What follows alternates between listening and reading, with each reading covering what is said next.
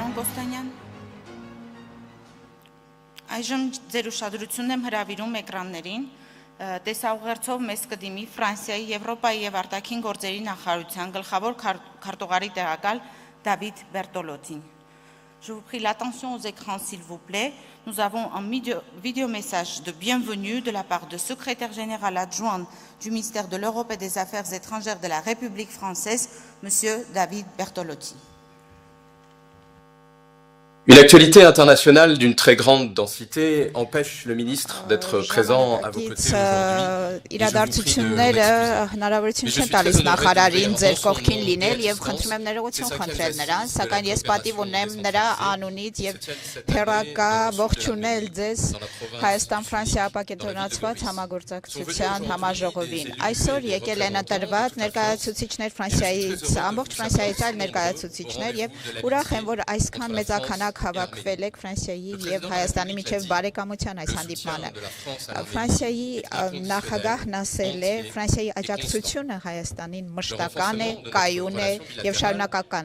Մեր երկկողմանի հարաբերությունները ոչինչ չէին լինի առանց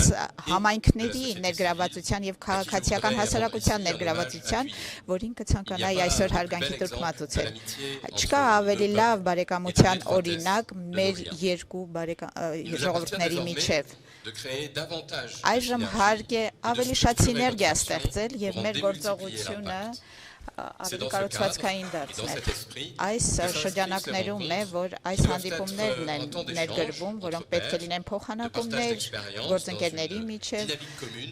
փորձի փոխանակում, աջակցություն Հայաստանի դիմակայունությանն ու սուվերենությանը։ Այս 5-րդ համաժողովը առիթ կլինի արժևորել գործընկերությունների հարստությունը, որ մեր երկու երկրների տարածքների մեջ գոյություն ունի, բայց նաև վերահաստատել մեր համայնքների եւ քաղաքացիական կազմակերպությունների միջով վերահաստատել պատմական կապերը։ Սա է առաքելությունը Ֆրանսիա եւ Հայաստանի գործընկերությունների միջև համագործակցության դերը ստանձնող Ֆրանս Պրովանդիեի դերը։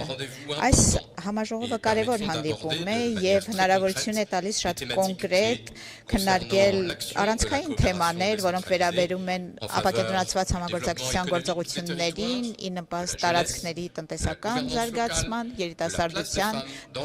տեղական կառավարման, կանանց դերի մասին կամ Լեռնային Ղարաբաղից տեղահանված բնակիչների կարիքները։ Ձեզ մաղթում եմ հաջող աշխատանք։